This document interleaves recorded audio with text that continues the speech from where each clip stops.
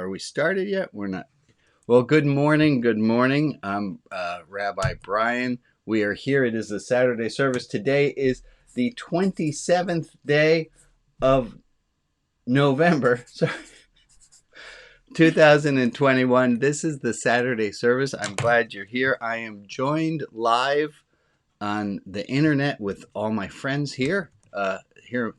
Wait, there they are. Friends, could you wave to each other, wave to the people who are watching later? And hi, Frank. Hi, Eileen. Hi, Linda. Hi, Sari and Jess and Violet and Christina and Kip and Alma and Bruce and Andrew. Hi, Andy. And Jeff and Bob and Rita and Hugh and Barb and Ann. You didn't get billing again with Jocelyn, but Ann's here. Glad to see you. And Megan, everyone whose name I haven't yet said, I'm so glad that you're here. This is the Saturday service. I want to do a little. Wait, I have an outline. Here it is. I want to start with this just because I want to get it.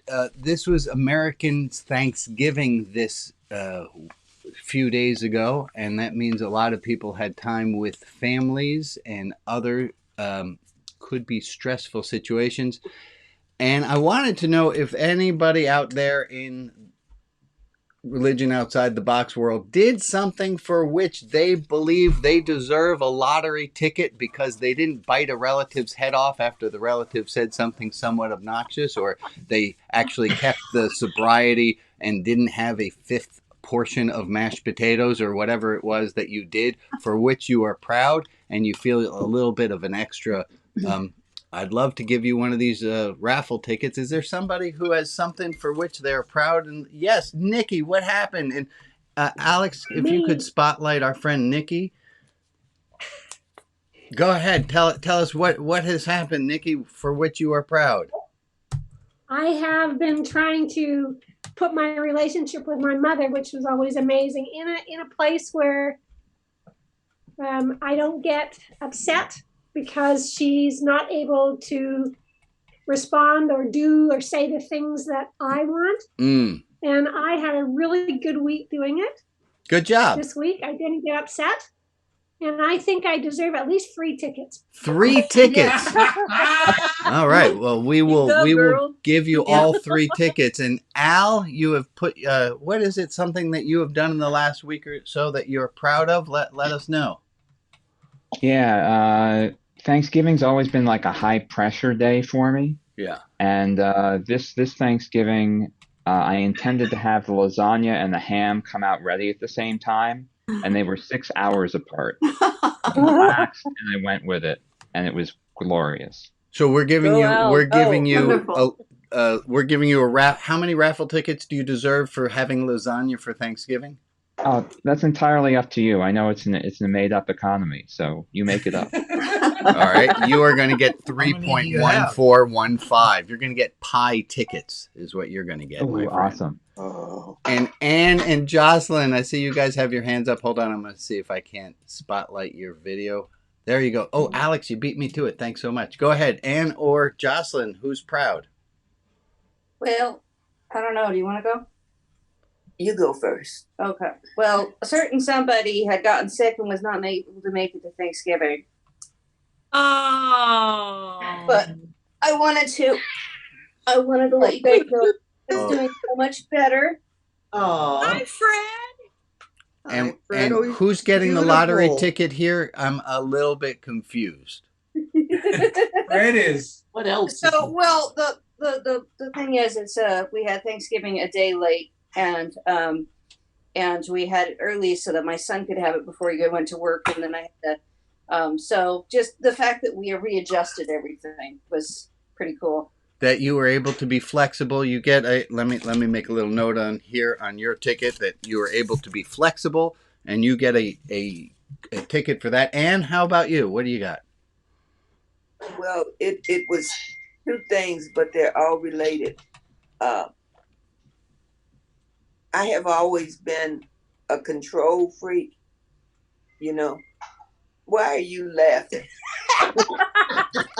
Well, I think actually, Ann, you should say you should be laughing differently. And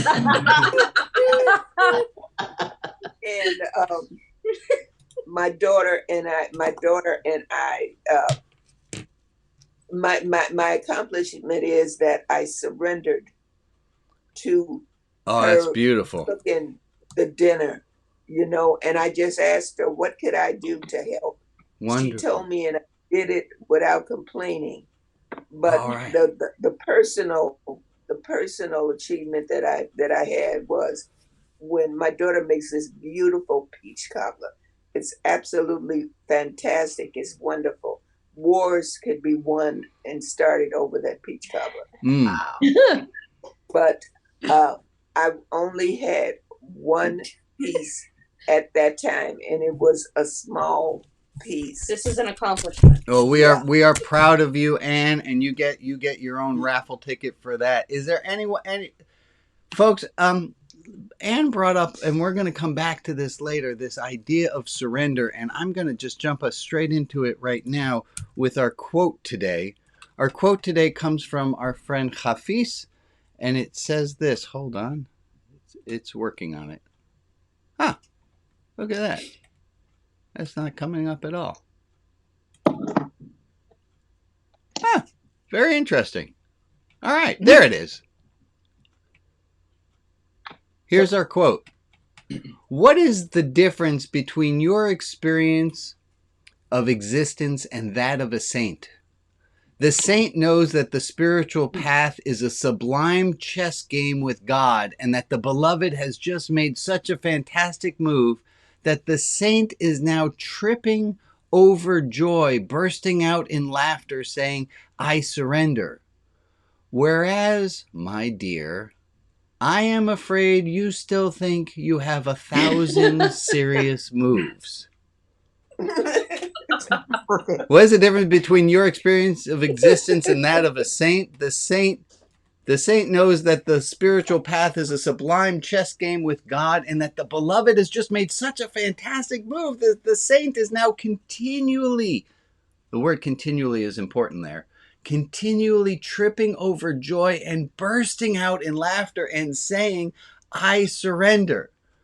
Whereas, my dear, I'm afraid you still think you have 1,000 serious moves. Mm-hmm. Brilliant. Anyone relate to that? I Let like me that. show of hands. Anybody at all? I like that. Isn't that a Yeah. great quote? Alex, were you able Really? to put that up in the chat for people to see? Yes. Thank you. I like that. Thank you. That's a great quote, and it reminds me that I won 1 out of 3 chess games with Jordan on Monday night. So let me get where we are. I have an outline here. I want to tell us where we are right now. I realize that some of you don't have a bit of biography on this guy here, so let me help out. I got ordained as a rabbi. I say I got ordained like I had nothing to do with it. Like I was just walking along, and I got ordained as a rabbi. It was a They kind were of big. It was dark. It was an alley. I don't know what happened. Next thing I know, I have a hat and I'm a rabbi. So I was ordained as a rabbi in the Reformed Jewish tradition, and I worked as a synagogue rabbi, and I did it quite well, if I dare say so myself, because I might as well. But I had to leave because it didn't make sense to my soul that I should be promoting a path. There's a great quote from Krishnamurti that somebody showed me, and I was still working as a rabbi, and it floored me. And he said, "Truth is a pathless land." And I realized that Judaism, for as beautiful as it is a path, and it's a already worn path, and it's a lovely path, but it doesn't necessarily get us to truth. And I couldn't see myself promoting Judaism when I wanted to promote the goal and not the path. And so I left. And Amen. Amen. Can I get a hallelujah? Corey, can I get a hallelujah? Amen. Hallelujah. Hallelujah. Yeah. Well, Glory. I'm glad it sounds good to you. It was scary as shit to me because my skill set involved being a rabbi.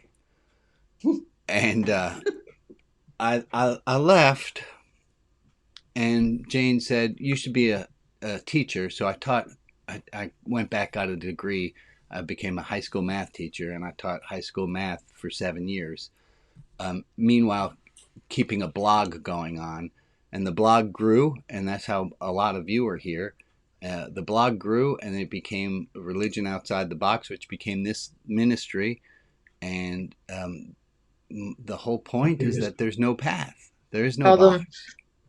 That's what we're doing here. So that's my little. Oh, and I wanted to share a quote of George Fox. I don't know how many of you know George Fox was the founder of the Quakers, and George Fox was reported to stand up in church, and he would interrupt the preacher. And I said, "How do you know that's true?" And the preachers got a little sick of Brother George, until one preacher finally said to him, "Brother George, what is it that you're seeking? Like, what are you doing? Why are you interrupting? Why are you here?" And the quote that George Fox apparently said was, "I'm seeking that which speaks to my condition." I'm seeking that which speaks to my condition. And I think that's why we're all here. I think that's why everyone who's on the Zoom is here, is because we're all seeking that which speaks to our condition. I'm trying to share my screen. This is not working right this moment. Hold on. Oh. Hey, you know, it would be really fun if my computer didn't do what I thought it should do. I thought that would be a great test of surrender and patience. All right. Well, apparently there's everybody. There's everyone on the screen. Can you all see the little box? Alex, is this working? I think I know what problem I have tripped into. All right. Well, that's not going to throw me off too much. Give me a second. Okay. We're going to do something in small groups because I need a moment to... This is like when a teacher shows a short video because they have to do something quickly. So regroup. We're going to go into small groups, and I'm going to ask you in small groups. And we're going to do groups of about 5 or 6. And if you don't want to be in a small group, you can stay back with me, and we'll look at the question that way. But here's the question that I have. Question I have is, who are, or who is or who are many or some spiritual religious heroes of yours? Right. Who is a spiritual religious hero of yours? And for the group to come up with a few people and to think, what do those people have? This person's a spiritual religious hero of mine, like Kermit the Frog. Kermit the Frog's a spiritual religious hero of mine because he seems to be all right with what happens. And when he gets mad, but then he pulls himself back together. And granted, he's a fictional green puppet, but he's I think he's got some good spiritual life going on. So the question is, in your small groups, is to think of spiritual religious heroes and what makes them heroes. What are the qualities that these spiritual religious heroes have? And before we break into the small groups, anybody out there in Zoom land have any great ideas as to how the prompt that I just gave is not going to work? Like before. Because I don't, this is a new exercise. I don't know how it's going to go. And sometimes the instructions I give don't exactly work. So anyone troubleshooting and have an idea as to what is wrong with the prompt I just gave? I don't think the question of the prompt. I think it's a question of the example you gave, because now we're trying to be funny instead of actually talking about. Oh, okay, yeah. Thank you, Carol. Carol, thank you very much. Yes, Kermit the Frog is a spiritual religious hero, but Hafiz the gentleman who wrote that poem, that's a Yes. spiritual religious hero of mine. And Shanti Deva is an 8th century monk. He's a huge spirit. And Giordano Bruno's a hero of mine. I have a lot of spiritual religious heroes. Carol, thank you very much for helping to reframe that. That's very, very great. Really glad that I asked for some blind spot maintenance before I sent you into groups. That was a good thought of mine. All right. But go ahead. Don't get rid of Kermit though. You can Kermit's keep a on great to hero. Kermit. I mean, both of them. But so I guess traditional and the occasional non-traditional hero are both fine. Alex, are we ready with the rooms?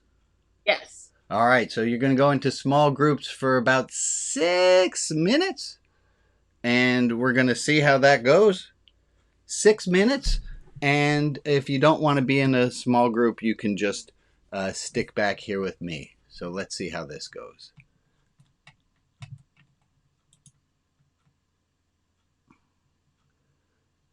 And those of you who are staying back with me, I have figured out I have too many programs running, so I'm trying to quit some of them and free up some storage on my computer. Hey, Andy. Yes. I was saying hi. Oh, hey. Hi. How are you, my friend? Good enough. Good enough. Sometimes good enough is really awesome.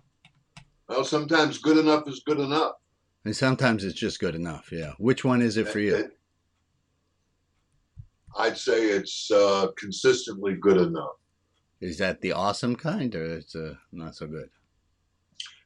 I'd give it an awesome minus. Awesome. All right.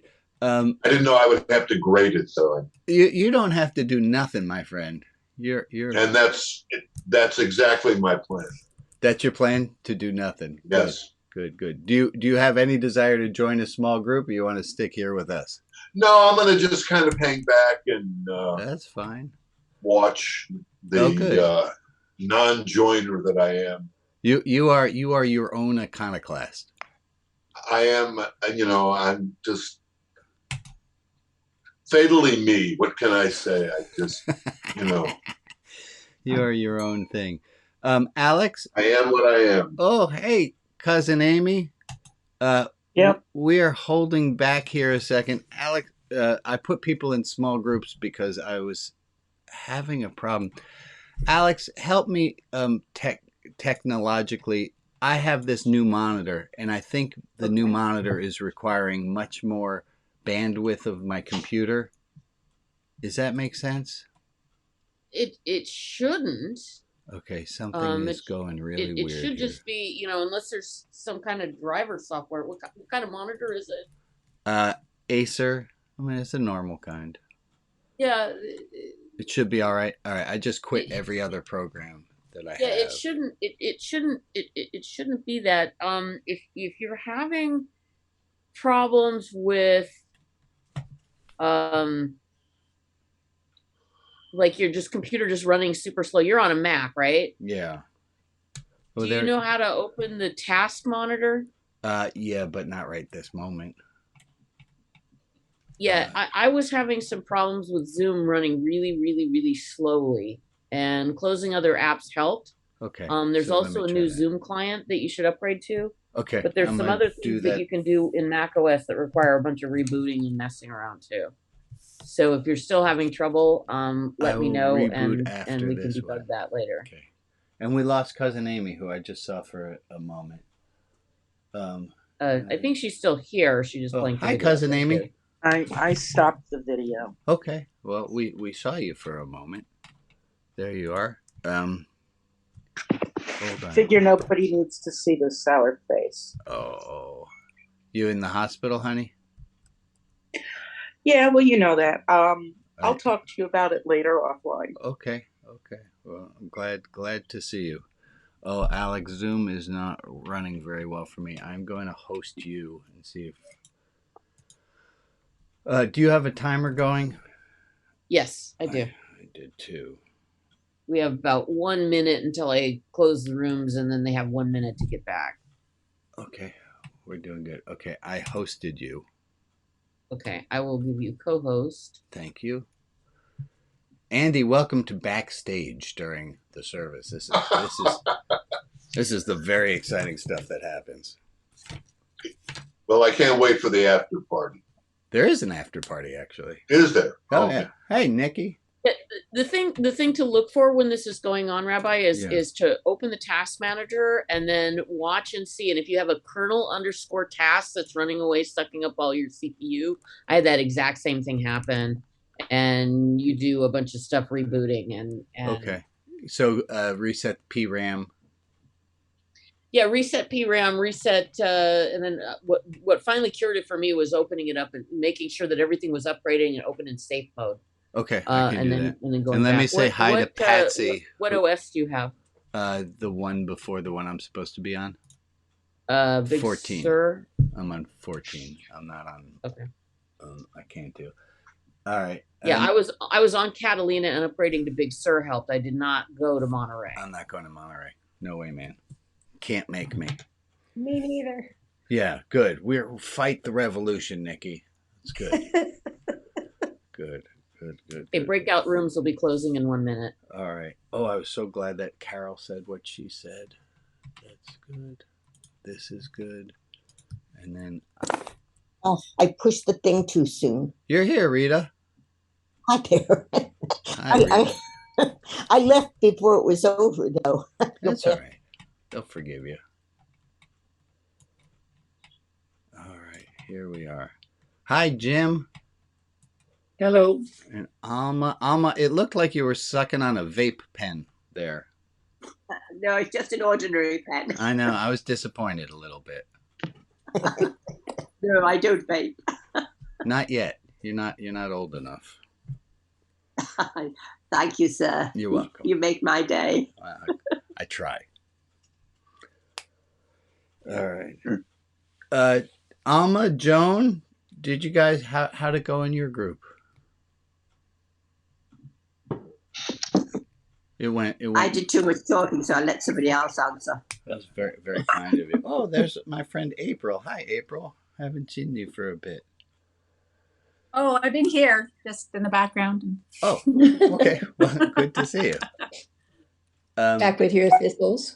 So it looks like breakout rooms are closing up.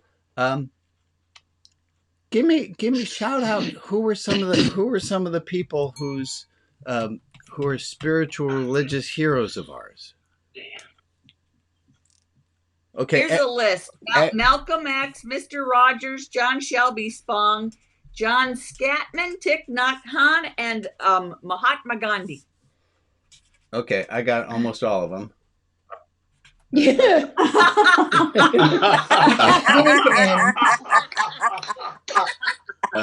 That's good. There's some other. Well played. Well played.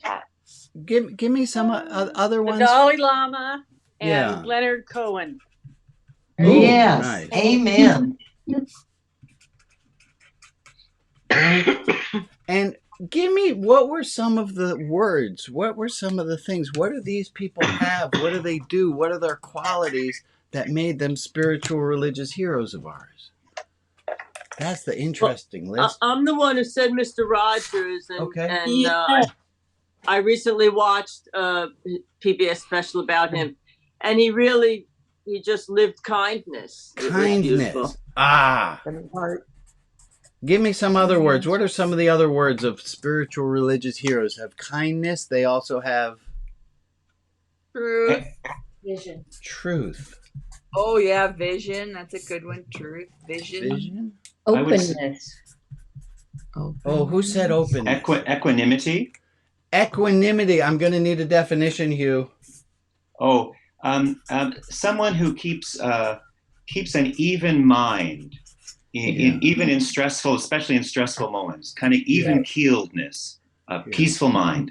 Okay, equanimity. Universality. They're universal. They're all really. I think sourpusses. Would that be about right? No. It No. can be. How about humor? The courage to challenge. Courage, they all courage to have face some, the darkness. they all have some courage. And Seeing the small. I'm going to add in countercultural. Yes. Yeah. Mm-hmm. We had art as kind of a theme through some of ours as well, like art as a means of transmission. Art. Yeah. I How love about We love? had- I haven't we seen had- love up yet. We Any had of Andre those people- Nouwen and Mother Teresa in our group, and they would be a combination of selflessness Uh-huh. and respect for the humanity of even the helpless. Yeah, looking out for other people. Yeah.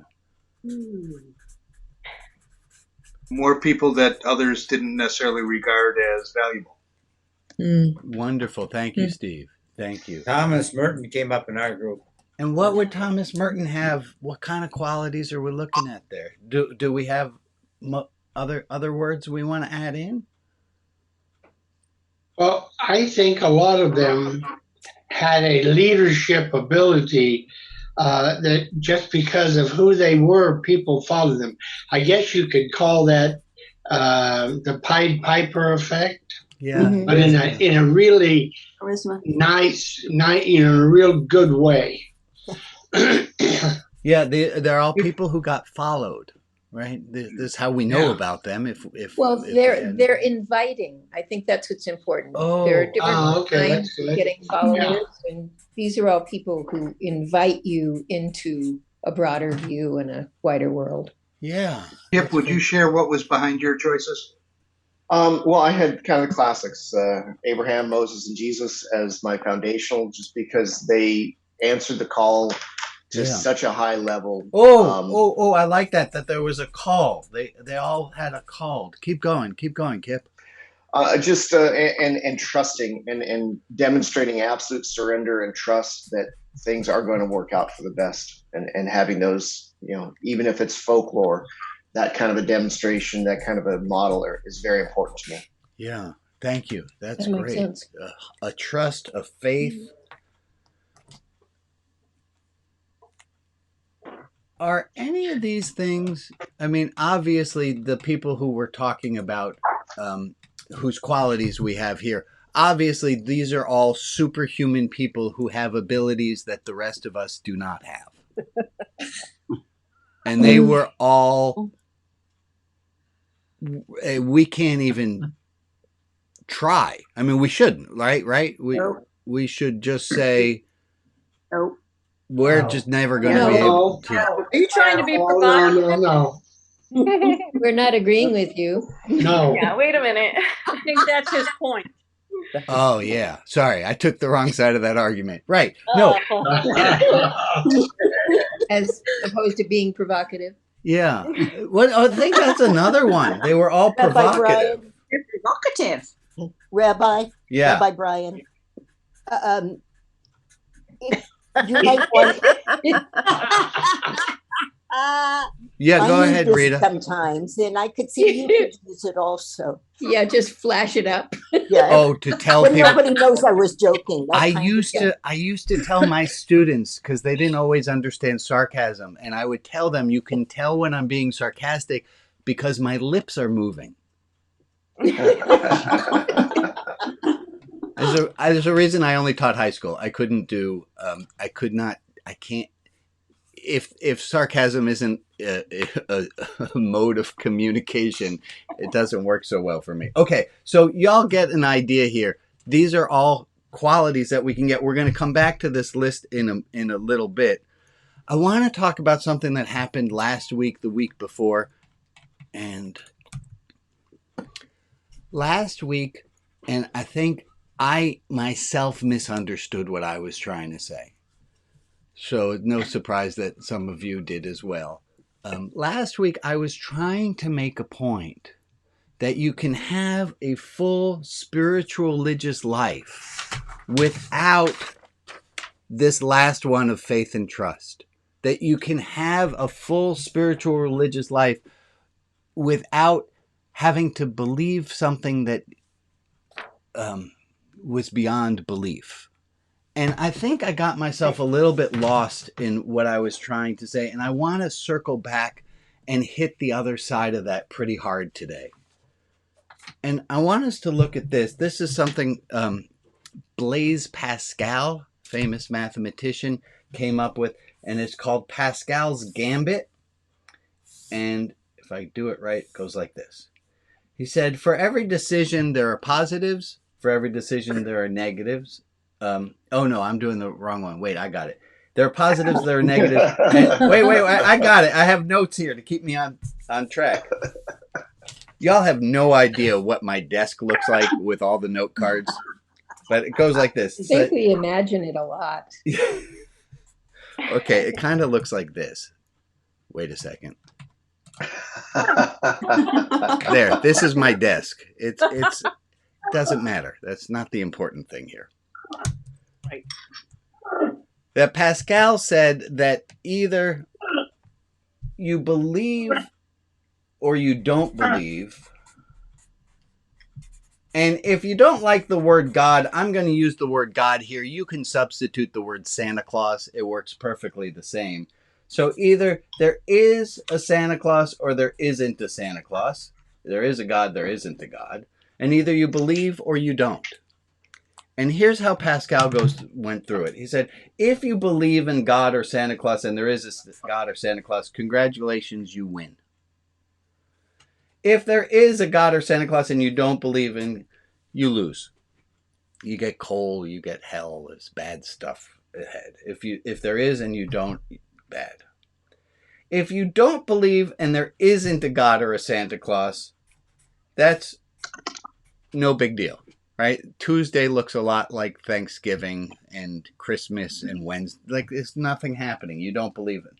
And then this is the one that Pascal this is why this is famous, is he said, if there isn't a God, if there isn't a external deity who's going to let you into heaven or not, and that's the way Pascal's God ideas were working, if there isn't, but you yet believe that there is, it's going to call on you to be moral. It's going to still call on you to be kind. And you're going to live a life that's filled with more blessings. And so Pascal said, if for only mathematical reasons, it behooves you to believe. Mm-hmm. Isn't that interesting? It doesn't matter if there is or there isn't. If you believe, it's a winner. If you don't, lose, or best case scenario, nothing. And so you should believe. Now, Pascal's detractors said that anyone who believes in God for mathematical reasons goes to a special place in hell. Right. I have a few comments about that. One, how did they know? Two, how do they know that? And three, how do they know that? They can't know that. How do you know there's a special place in hell? Because that would mean that God's self told the people who were detractors of Pascal, and that wouldn't make any sense whatsoever. Their God's really nasty. Right, the people who don't believe in God have a really nasty God. Thank you, Rags. That makes perfect sense. I think universalists would argue with one of your squares there. Okay, go ahead, Betsy. Help me clean it up. Okay, because I think universalists believe that God is too good to damn anybody. So therefore, if there is a God and he's as kind as you are, that even if you don't believe that you will eventually. I hear you. So this goes back to if but this is what Pascal believed. Right. So Betsy, you're pointing out, and we've talked about this. I'm going to just jump through it very quickly. That there are 4 to 5 different God beliefs. Baylor University 2006 came up with this, that there are these different God beliefs that go like this. There's an authoritarian God who's really mad, and that's the one that Pascal was talking about. There's the benevolent God, benevolent, and that's the one that is like Santa Claus, who would much rather that you believe and will forgive you anyhow. There's a critical notion of God. That's God who's taking notes and making. I don't. Hey, people. I had a favor. Alex, if you could put in the chat the list, I really could use some help. Really could use some help. There's this list of all the times that we've spoken about God and that there were God drops in the service. And I could use someone's help. Oh, your help. You, whoever you think you are, who I'm talking directly to right now. Could you follow the link that Alex just put up in the chat and help us see where in each service the different God drops were so that we can have that? And you'll see where that goes. I'm going to jump off of this because this is taking me a little bit aside. I want to come back here. So whether or not there is a reason to believe, it behooves us to believe. The second paragraph to Pascal's Gambit, the second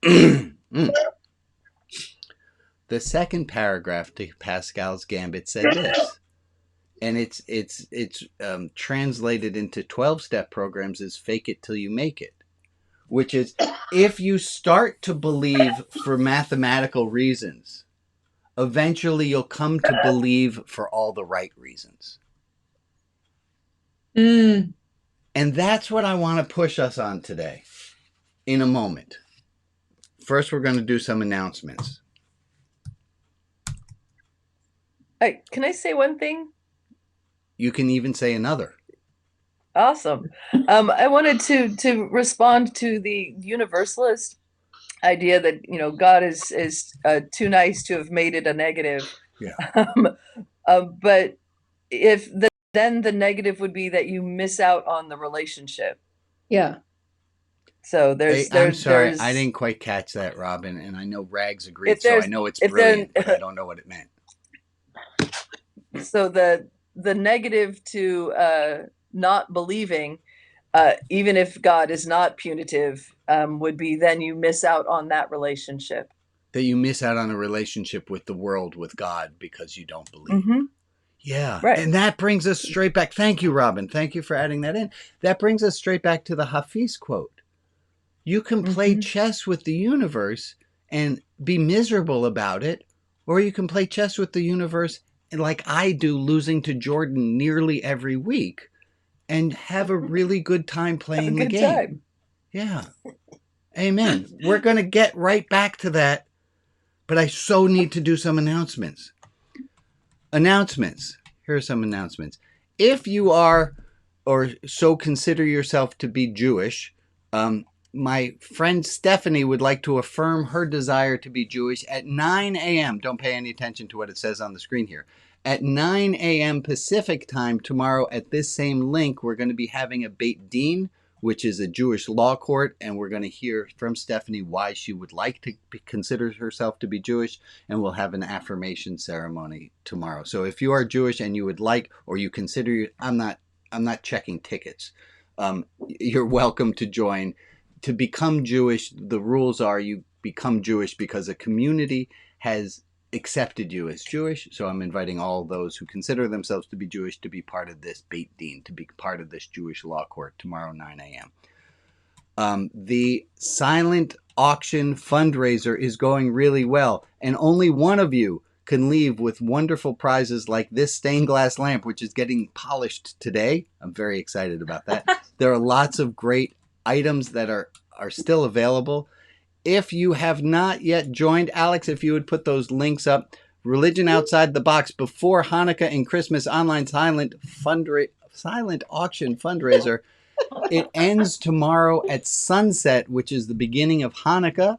And so any bids that are put in at 4:36 p.m. are still valid. Any bids that are marked at 4:37, sorry, that's not your item. So good luck. And I'm totally excited. This has been very, very fun. And I want to give special thank out to Jess and to Anne, who have been back behind the scenes making all of this work. So thank you to you two for so doing. Few other announcements. Meditation is still happening weekday, 2 p.m. If you want to join me, you can join me on this same link or at rotb.org. Any of you who are up in Canada who would like to shoot my friend Mary Hines an email and say, hey, this rabbi who I met a long time ago through your program, and in Canada do it MME, programming, you should definitely take a look and put him back on your programming. So please to do that. Our friend James, I've been getting letters from James. As you know, James is the only member of Religion Outside the Box who is not on a computer. He wrote this, but I'm going to need some help with my goal this year. I'll be here, denied transfer, and I'll be able to get my mind, work, service out of prison. I need to get out before I die. Do my pen pal friends, friends of Religion Outside the Box with Rabbi, know that they can help me, my ideas, life, etc., get out of here? Life or death, how's next? Please. So if you can, please write James a letter. He's in his cell most of the time. He's lost yard privileges due to some kerfuffles with a corrections officer. And if you get into a kerfuffle with a corrections officer at High Desert State Prison, you lose. And so if you have it within you to please send James a letter. And sometimes people feel, and I wrote this to him a long time ago. I was like, James, I don't want to write you a note telling you I just went on a vacation because that seems cruel. And he said, no. Write to me everything about the vacation so that I can be there also. Ooh. So please just share life with this man. He's a delightful soul who has found love and kindness in a place that I can't imagine holding good spirits where he is. So please send him notes. If you need, I'm going to make this offer again as it's the holiday season. If there's anyone in your life who you need me to put on my Poopoo List, please email me and let me know who those people are or that person is. First name, last initial is enough. And sometimes it's just nice to know that there's somebody like you, and you had to be the bigger person and you did the right thing. Send me a note and say, Rabbi, put this person on your Poopoo List, and then you get that secret little joyous feeling knowing that that person's on Rabbi's Poopoo List. So if that would be of any help to you whatsoever, it doesn't influence their life in the world to come. It's just my Poopoo List. It's a very private internal document.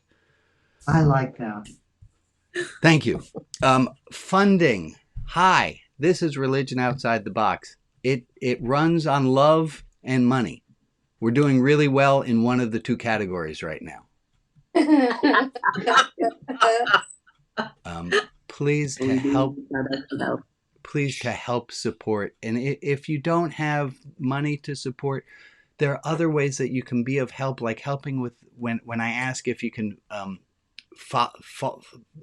put things in on that God drop list. Please do. And here's another thing you can do that would help.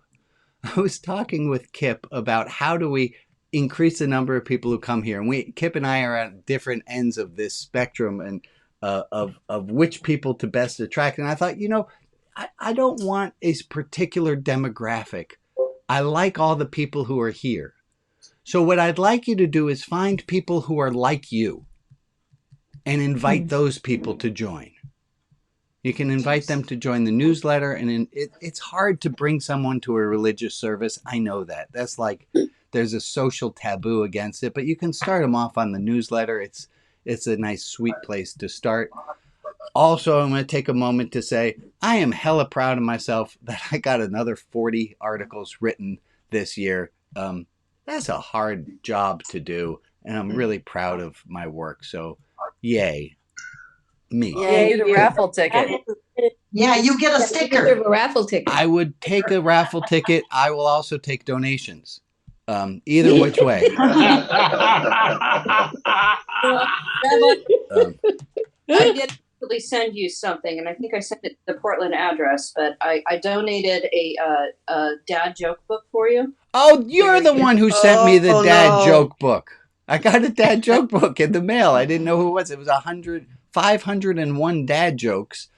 And That's rough. Oh dear. Jocelyn, my too- family does we're not like not you identical. right now. That's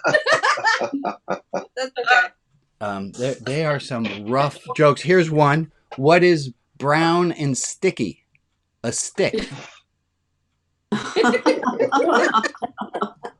Oh, and I have one for Anne, who's sitting there with you, Jocelyn. Anne, knock, knock. Who's there? Control freak. Now you say control freak who? No, that was the whole of the joke, Anne. Okay, good job. You're welcome. Thank you, Jocelyn, for that. Spiritual religious heroes. We did that. I forgot to take our 2 minute. I forgot to take our minute to have some time for prayers for people. So, Okay. Joe, do you have a list of people for whom we're praying this? And we do this every week as we take some people and we ask for prayers. So, Joe, if you would go ahead and. Okay, we have Lisa, Chad, Ken, Joe, people with job struggles, Ian, that's Derek Greenside's son, Carol, Lee, Margaret, Alex, Fred the cat, who we see is already doing better. That's wonderful. Betsy Morrow, Shirley Wayness, the terrible flooding and mudsliding that's happening in British Columbia, more love and care in politics, Anne. And then this last one is a little guy, 6 years old. His name is Avery. He was in some kind of an accident. And yeah, so we lost little Avery and it was sudden. And so there's a stepmother and an aunt and a cousin.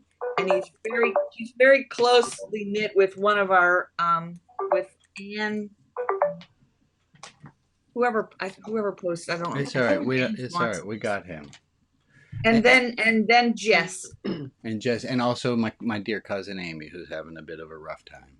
So let's take a minute of prayer. I'm going to do it here on my clock. When this gets to 20, is that clock moving? Yeah, there we go. And let's take a minute right now.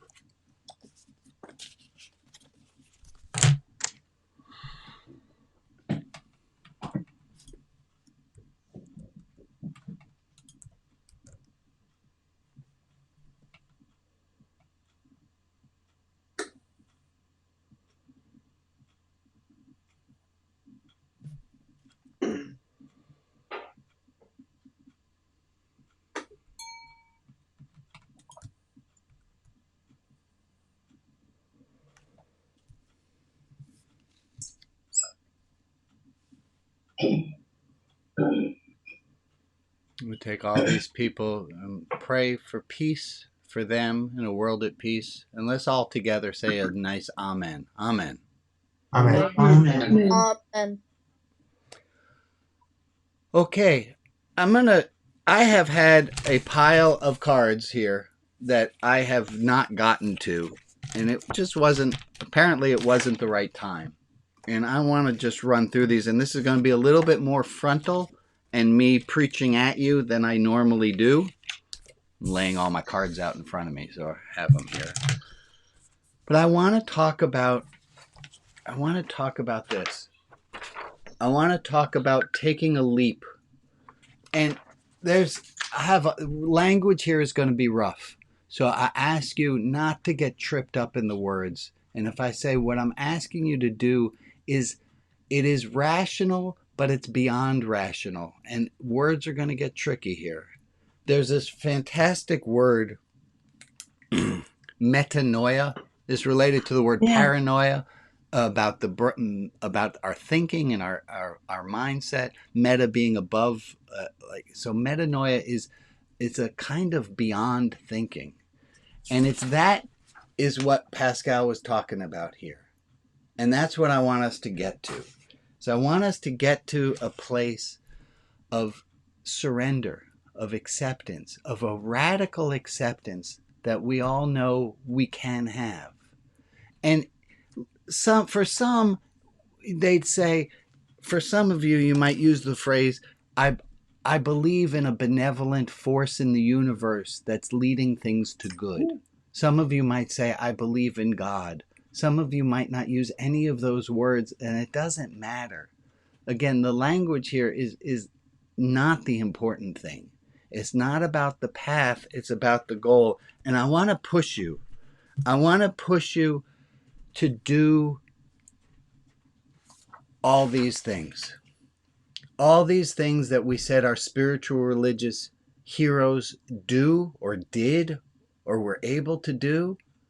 I want to ask you today on November the 27th, 2021, to realize, truly realize that the most important decision you're going to make today is related to your outlook. Now, I'm not saying that if you're having a really shit fuck hard time, you should be able to turn it right around and, oh, I cursed. Sorry. You shouldn't be able to just turn it around and go, oh, it's just a great day. That's a long way from where you're, if things have been going really bad, it's going to be a long haul. But to have a little light, and you only need a little bit of light to illuminate darkness, to have a little bit of light that things are going in the right direction, to have a little bit of light that you can have a little bit more of acceptance. I want you, if you can, no, you can, I know you can. I want you to go out into the world expecting that people want to be loved and that you want to love them. I want you to go out assuming that the world is filled with loving kindness. I want you to go out into the world, and when somebody says something nasty to you or on your Instagram feed, that you turn around and you love them. It's radical. But it's this. It's this quadrant right here. It's that part where it says it's not about winning, it's about loving. And that's what we're here to do, that we're going out. I'm going to use some loaded words, and I apologize for using these words, but they're the best words that I have. There's a word in English, we don't like this word at all, especially Americans. Surrender is the spiritual religious form of acceptance, but it's beyond acceptance. It's I have a card here. Hold on. It's this. There's this great quote from Taifor Abiz Yazid al-Bistami, who said, "For years I would say, do this, give me that. When I reached the shores of wisdom, I said, God be mine and do what you want." When I reached the shores of wisdom, I said, God be mine and do what you want.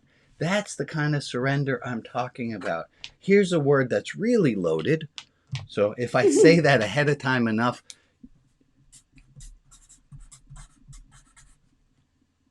you might have seen this word. It has a specific meaning. This means I will. It's a future tense, a first person singular. I will. And then salam. Salam is that same sense of shalom. And in Israel, if you go to get your gas tank filled, you want to have it salam. You want to have it shalem. You want to have it at its fullness. So Islam really means I will be full. It's that place where you can't take in anything more. And if you are full, if you are truly surrendered right where you are right this moment, and I want you to take a moment to do that. Take a moment, feel your feet. Take a moment, be where you are. And surrender. This is exactly where you're supposed to be. How do we know that? This is exactly where you are. And if you are filled up with the present moment, you're not going to need Black Friday to fill you up. You're not going to need so much from the outside because you are already filled from within. You will know enoughness. There's this great quote in the Talmud. It says, "Who is rich?" And the answer is, "Whosoever is content with what they have." And I used to teach this to my students. And then they taught me two other phrases that go along with it. One is, some people are so rich. Some people are so poor, the only thing they have is money. Some people are so poor, the only thing they have is money. And another one is, the people who are rich are not the people who have the most. It's the people who need the least. People who are rich are not the people who have the most. It's the people who have enough, who need the least. People who can accept, who can surrender, who know that they are full exactly as they are. This is all pointing towards love. Love is about surrender and accepting. If you truly love someone, if you're in a committed relationship or you ever had a parent, you know what this is. To love someone is to say, you are who you are and I take you as is. And the unloving thing to do is to tell someone, no, you're not enough. Change. And if you don't change, I won't love you. That's not nice at all. I want to ask you in my little sermon here, go out into the world enough, with enough, knowing that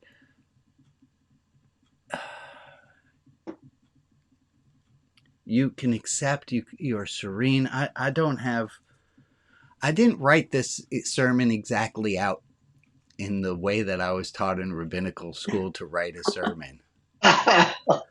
And I'm right now at the moment where I say, boy, it would be really nice to have a really solid conclusion.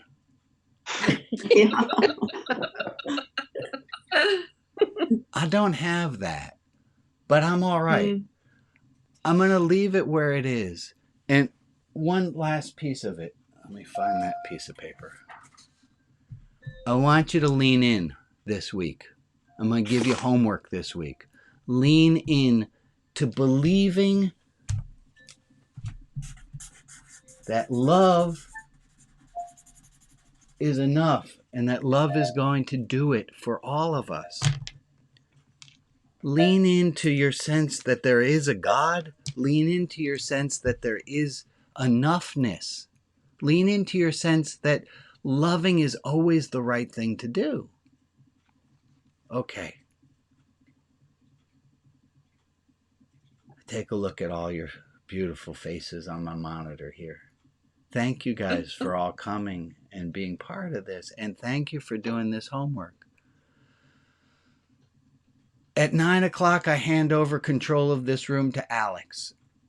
And Donut, there's a continuation and people continue talking about themes of the service in Donut Hour. There's a poetry room that's usually open. People read a poem and then go to a different room. And there's a deep dive room that happens where people get into the topics that were talked about today. If you'd like to stick around, please stick around. Otherwise, I'm going to ask all of you,